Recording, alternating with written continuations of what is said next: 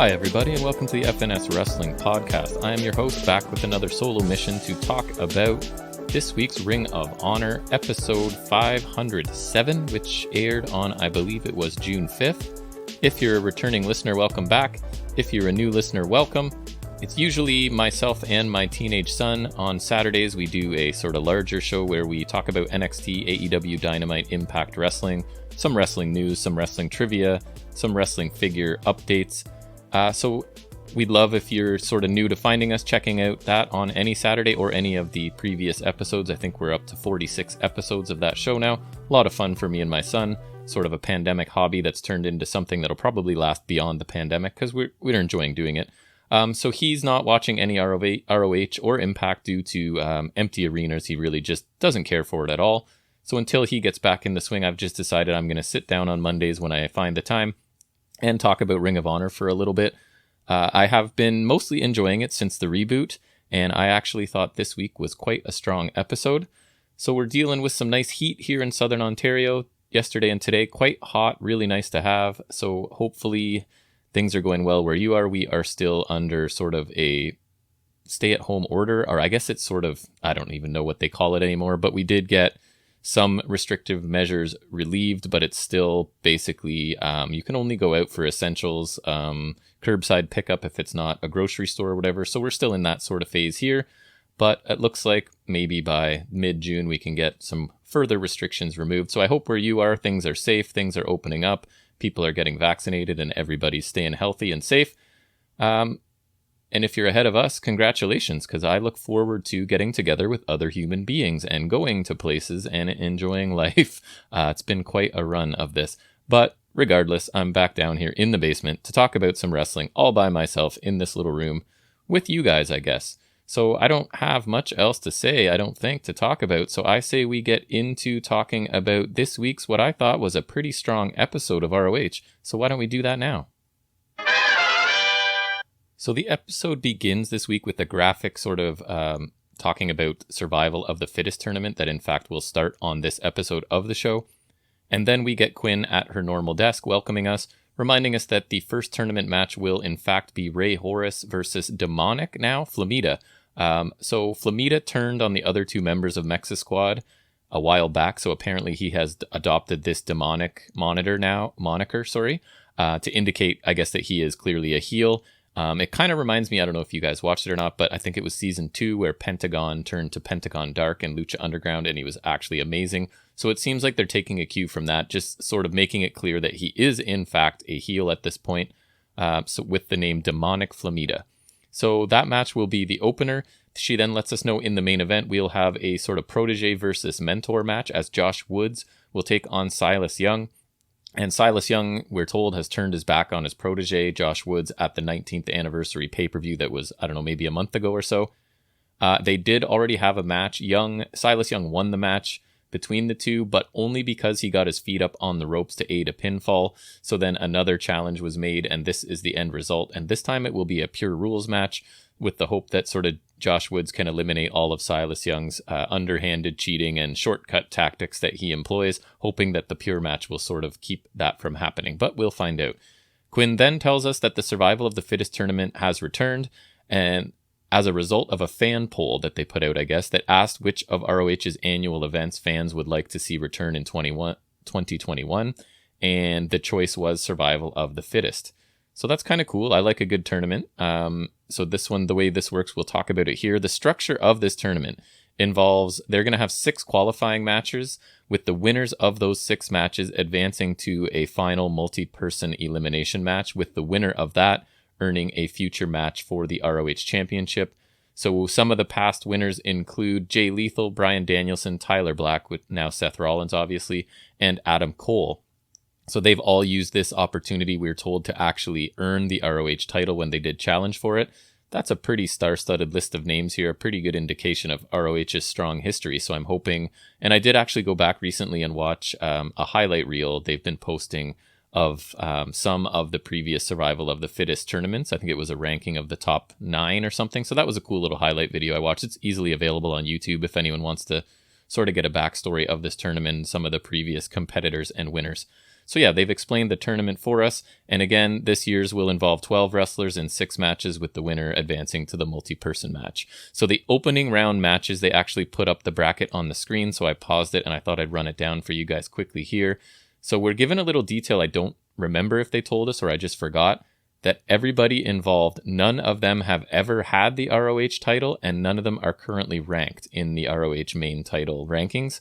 So the matches are Rey Horus versus Flamita, Eli Isom versus Dak Draper, Bandito versus Bateman, Brian Johnson versus Sledge, Chris Dickinson versus Edwards, Danhausen versus Rhett Titus. So I know I gave first names and then I said Edwards. It's because I honestly don't know who they're referring to. And I was going to go and look up their roster and see who Edwards. It's obviously just slipping my mind, but I can't wrap my head around who Edwards is.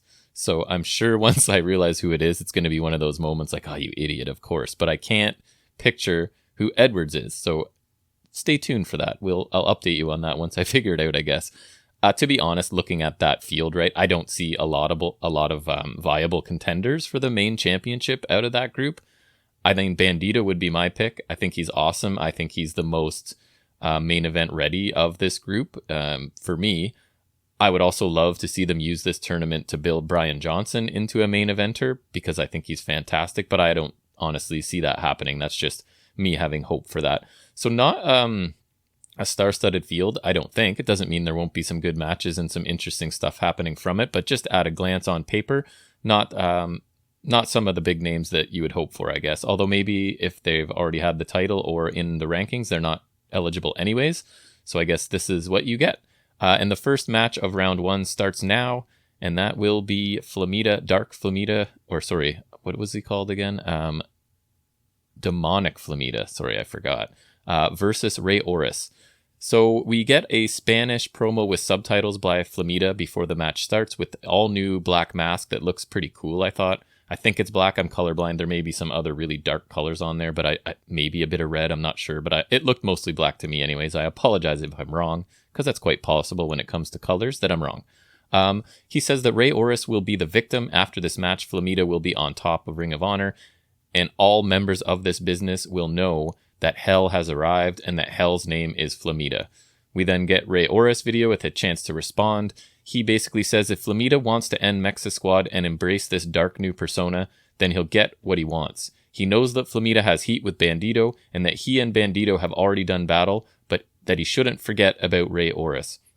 Rey came to ROH to make a name for himself just like Flamita, and he will showcase the bad side of himself as well in this match. Horus says he'll win, and he'll go on to earn the ROH World title. So both of these promos were really straightforward. They were fine, nothing wrong. My only, if I'm really getting nitpicky, as I tend to do, there's a deep history between these guys and some supposed really bad blood, right? They were part of a faction, they were friends, that's disintegrated, they're now enemies.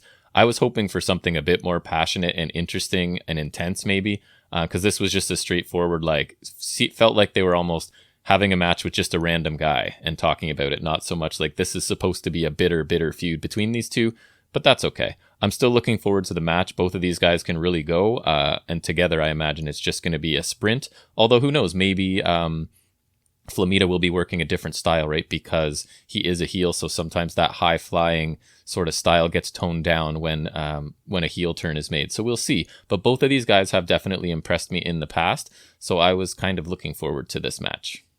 So Flamita even has an all-new dark, I would call it, entrance with demonic imagery. There you go. On his Tron. Even some cheesy-looking animation, to be honest, in 2021. It didn't look too great, but they're trying. So he appears wearing a black robe with the hood up, and he's got I think his new logo or whatever on the back of the hood. Kind of looks cool. I appreciate that they're putting in the effort, or he is, whoever is, to make it clear that he's a heel and slightly adjust his character, right? He's not just the same guy, now a heel. He's changing his look, maybe even changing his in-ring style a little bit. We'll find out. I do think that his new ring gear is actually really cool, so he looked good here. Rey Horus then appears in Aztec-inspired gear with what I think is a gold mask on top of his usual mask. Again, color's not my strength, but it looked gold to me, so I'm going to pretend it's gold. So then he removes that and has his regular mask on underneath. We get a tail of the tape, as ROH tends to do. It's interesting to me because both of these men are 5'7". A little bit surprising because they don't seem that small, but I think it's because the average wrestler on the ROH roster is much smaller than, let's say, WWE, especially main roster WWE. So these guys, when they're compared to other wrestlers, don't seem that small, right? 5'7" in WWE, if they're on SmackDown or Raw, the difference would really be glaring. But here I was a little surprised to hear that they were both just 5'7". Doesn't matter to me. I just thought it was interesting because their presentation does not make them seem that small. So the code of honor is adhered to, but just barely by Flamita, who just kind of slaps Horus's outstretched hand. And I don't like to speculate, but I'm going to say it here. The amount of size that Flamita has put on his 5'7" frame, combined with some of the worst back knee, I mean, it spreads to his shoulders and chest, that I have ever seen, make me wonder sort of about ROH's wellness policy, or their version of a wellness policy, or their lack of a wellness policy. Because just looking at this guy, some questions arise. I'll just say that. I don't like to speculate too much. But anyways, he is definitely packed on some muscle. We get a couple of breaks in the corner before Horus loses focus for a second and gets stomped by Flamita. Then there's lots of speed and high flying with counters and reversals between the two right away. Some other notable stuff in this match along the way. I don't want to go move for move, but there was some cool stuff to discuss here. We got a crazy spear off the apron to the floor by Flamita, really fast, really good impact. We get a chair shot to the back by Flamita. Kind of annoying. The referee doesn't care, and we're just told the referees are allowed to use their discretion. So it's kind of weird. He just straight up picks up a chair and hits him across the back with it, and no DQ at all. We get a somersault dive a little bit later over the ropes onto Flamita by Horus. Flamita sitting in the same chair, I think, that he used to hit Horus with at that point. We got a really nice standing Spanish fly on the floor by Flamita that was really cool. Huge frog splash by Flamita back in the ring. Some sort of reversal or counter by Horus that I think was supposed to end in a destroyer. I don't think they got all of it, but in theory, the move looks really cool. So I don't know if they quite hit it the way they wanted to, but it's a cool idea. We get a pendulum DDT by Flamita, later a spinning DDT by Rey Horus, and then a muscle buster into a gourd buster, and then a super kick, and then Flamita gets the pin right there. And I was a little bit surprised by this, I'm not going to lie to you. Flamita did seem to be working a little bit slower style for much of the match. There were still moments where he used his speed and high flying ability, but I feel like it was definitely less than in the past. It didn't bother me either. I kind of like that he's embracing that with the new character. I figured Flamita would win this match because he is showcasing a new character and gear and entrance and everything, and he has that history with Bandito, and I would be shocked if Bandito doesn't advance to the final multi-man match, and I imagine that storyline will come into play, that Bandito and Flamita are in the match. They sort of have a bitter history together. So I had a feeling Flamita was going to win. But that being said, I was expecting, I guess, a much more competitive, longer match than this. Like, this wasn't a squash, but Flamita dominated almost the entire match. Horus never really got his turn, if you will, to showcase much at all. So I was a little surprised. I was kind of waiting. All right, Horus is going to get his flurry and his chance to look good, and then probably Flamita will end up winning at the end. But Horus really got very few moves in, and it was mostly a dominating performance by Flamita. I still enjoyed it. It made Flamita look really strong. His new look and attitude, I think, are pretty cool. So I'm happy to see him pick up a quality win here. A fun match, despite being shorter and more one-sided than I anticipated. I still think it was a really good opening match for this show. We then get a promo from Sledge. This is a wrestler I know almost nothing about, and I'm a pretty big wrestling nerd, so this guy slipped by me somehow. He talks about his elimination round opponent, Brian Johnson. I think they're facing next week, so they're just sort of getting ahead of it with the promos, which is fine. So he says that Brian Johnson thinks that ROH owes him something, but Sledge has a reality check for him. ROH owes him nothing. He says Johnson takes shortcuts in the ring, and he disrespected his own father. I'm not sure what he's referring to there. I might have missed something. I believe him when he says that, but I off the top of my head, I don't remember Brian Johnson doing that, but we're going to take Sledge's word for it. Sledge then sort of flips a switch. He gets super intense and kind of gets the camera pulled in closer, I think. Says that as a man who lost his own father at 12 and would have given anything for more time with him, Sledge will kick Johnson's ass for his father. And when the match is over, Johnson will crawl to his father and beg for forgiveness. So like I said, I don't know who this guy is. I thought he did a really good job here. His delivery is really good and comfortable. He shifted gears into more intensity, which I thought was really good. Throwing in the part about his own history with his father, I thought made this more real. I was really impressed by this promo. So that's really cool because I love learning about new wrestlers, especially if I think they're good. And I was quite impressed. Not that this was a lengthy promo or anything, but I thought he got his point across really well. His delivery was good and his intensity was excellent. Speaking of intensity, we then get Brian Johnson. He gets his chance to reply to this, and he actually starts out calmly, which is not one of Brian Johnson's strengths. He actually puts over Sledge as a guy who has been open about battling his demons and overcoming them and sort of becoming a role model. That being said, Johnson thinks Sledge is a complete jackass, but he knows what it's like to be willing to do anything to scratch that itch of addiction. He gains some steam now, starts to get a little more animated, and he talks about he's addicted to professional wrestling, and now he's basically yelling.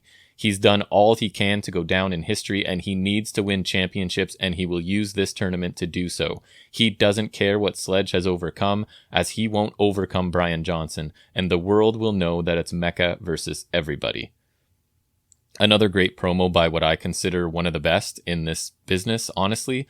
His intensity is almost unmatched in promos. I've said it before. Outside of Eddie Kingston, I think this guy consistently cuts my favorite promos of everything I watch. And I watch Ring of Honor, Impact, AEW Dynamite. I watch NXT, dabble in main roster from time to time, but usually not. But yeah, NXT UK I watch a ton of stuff. This guy's promos are super intense and angry and believable, and I love all of them. The rage and passion out of this guy are palpable. And even when he starts out calmly, you know the fire is coming. You're waiting for that other shoe to drop with him. You know he's going to get mad and be screaming by the end of this, and I welcome it and look forward to it. I thought this was good work by both of these guys. This raised my interest for this match, to be honest, which is what promos are supposed to do, right? I don't know who Sledge is, but based off his promo and Brian Johnson's rebuttal, I'm very interested in this match. And so we get to see that next week, and good job by these guys for sure. We then get the main event, which is, just judging by when it started, going to get a lot of time on this episode, and that's a Pure Rules match. They do announce they've extended the time limit to 30 minutes. It is Silas Young versus Josh Woods. It's usually a 15-minute time limit in Pure matches. If you're not watching ROH and you're just relying on my recaps, Pure Rules sort of mean that there are things like you only get 3 rope breaks, and then after that, any move in the ropes, it won't be broken. The guy can just maintain it.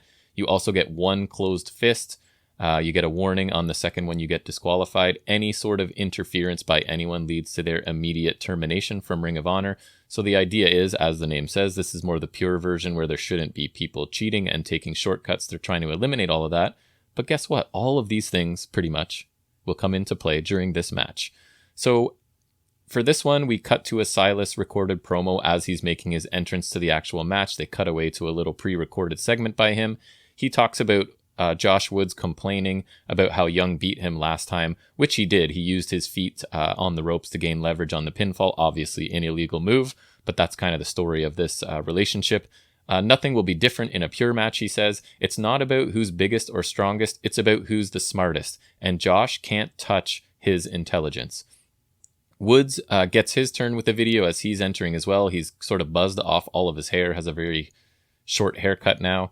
He says that he knew Silas couldn't beat him and he would need to cheat, and he thinks Silas Young knew that too. There will be a definite winner in this pure match, and Woods will prove that he is the better wrestler. So these two promos, they were fine. I mean, they were both very generic. They're both really brief, to be fair. And just following the promos from Johnson and Sledge in the previous segment, I thought these were just fine, but obviously they don't compare very well because I thought both of those were excellent. But the story between these two is definitely already more defined. Probably needs less from the promos because if you're following the product, you sort of know the story. This is the mentor Silas Young and his protege Josh Woods, who are now sort of at odds with each other and trying to settle their differences. I will nitpick a little here because, again, it's what I do. I think too much and too deeply about these things sometimes. This pure match is sort of deemed necessary because it's so that Silas Young can't cheat, right? But technically, Pure Rules, even if their last match had been Pure Rules, it would have made no difference because the ref simply didn't see that Silas Young had his feet on the ropes to earn the pinfall, right? So nothing about a pure rules is going to change that. If the ref doesn't see it, he's still not going to enforce the rules. So with that exact same thing being possible here, I actually thought that once I started thinking those thoughts, that would be a cool way for this match to go. That Woods gets the match he wants, pure rules, but that somehow Silas Young still cheats or the ref doesn't notice and Silas still gets the win. I think that would be a cool storyline, like, right? Like, sure, you pick the match where I can't cheat and you have the advantage and I still won. But we'll see where this match goes. So we get the tail of the tape again in this match, and it reveals that much like the previous match, these two men are basically the exact same size, this time a little bit bigger. They're both 6 feet, 220 pounds. They do adhere to the code of honor, although Silas Young is obviously less willing to, but he does sort of slap. I think it's similar to the first match. It was more of like a low five than a handshake for the code of honor. Right away, you can hear Silas Young taunting Josh Woods early about Woods getting pushed around in his own match because it's sort of their tussling to begin, and Young saying, look, I'm pushing you around in the match type you wanted kind of thing. We get holds and counters to start, both standing up and on the mat. Young, surprisingly at one point, sort of does a backflip to escape a move, which he doesn't look like a guy that should be executing a backflip, but he did, and it was pretty impressive. So then mid-match, for some reason, Silas Young is seeking another handshake, and Woods is just this naive guy, right? So he agrees, and of course, Young uses that to apply a headlock, turns away from the referee, uses a closed fist that the ref obviously can't see, and I really like this touch. Like, Silas is telling the story of he's still going to find ways to cheat and take shortcuts because that's what he does, and he's trying to send the message to Josh Woods, like, if you want to be a successful professional wrestler, and not an amateur wrestler, you need to embrace all of these tactics that are available to you. And Josh just isn't. He's trying to win on his ability and his massive strength and stuff. And Silas is saying, listen, you need to sometimes do some underhanded things. That's part of pro wrestling, right? He's trying to mentor this boy. So he's still finding ways to cheat in a pure rules match, which I quite liked. Woods eventually overpowers Young in the corner as the ref sort of gets in between them to force the break, and he's kind of down low. Young lands another closed fist over top of the ref, and the ref doesn't see it. So Woods at this point snaps basically, and he just lands a huge closed fist haymaker to Young.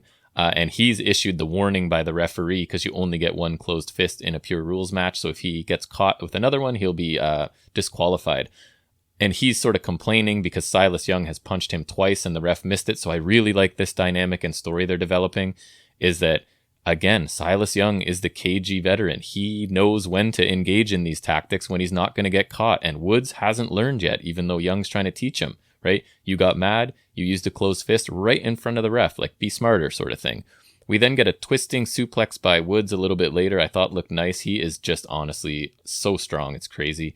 We get a rear naked choke by Woods, and Young has to use a rope break, which he actually turns into a pinfall attempt with his feet on the ropes again. But this time the ref notices, and it's one of his rope breaks is gone. I thought that was a nice detail that he tries the same move, but it actually gets noticed this time.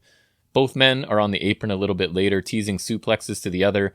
So Young avoiding the suplex by holding onto the ropes is ruled as his second rope break. So as Wood releases the hold, Young obviously again takes advantage by hitting a DDT onto the apron. Just again, his craftiness. I love the story he's telling here. This is all stuff that if Woods would just do it, he would be a dominant force, but he won't. So he may lose because of it again. Young hits his roll through slam, ends up getting caught doing the headstand part he does on the top turnbuckle. But again, he grabs the rope as he's sort of in a fireman's carry from Woods, and that is Silas Young's final rope break, so he has no more left. No holds will be broken if they're applied in the ropes. You can still earn a submission in or among the ropes now. So we get a backbreaker into a clothesline followed by a knee by Silas Young. We get what he calls the anarchist suplex, and Woods uses his first rope break at this point, and that's at about 20 minutes into the match. So Wood picks up Young again, just so strong, this guy. Runs him straight forward while hitting a roll of the dice into the corner turnbuckles. It looked awesome.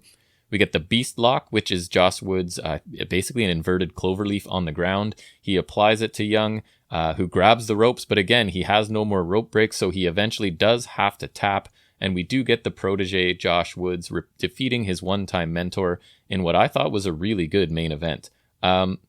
Since the time limit was extended for this match, the opening several minutes were the Josh Woods style that I don't love as much. And it's just me personally. I'm not saying it's bad. It's the realistic holds, the realistic counters for several minutes at a time. I'm sure a lot of people love it, and it is probably technically really impressive. For me personally, prolonged periods of that type of wrestling are not what I find interesting.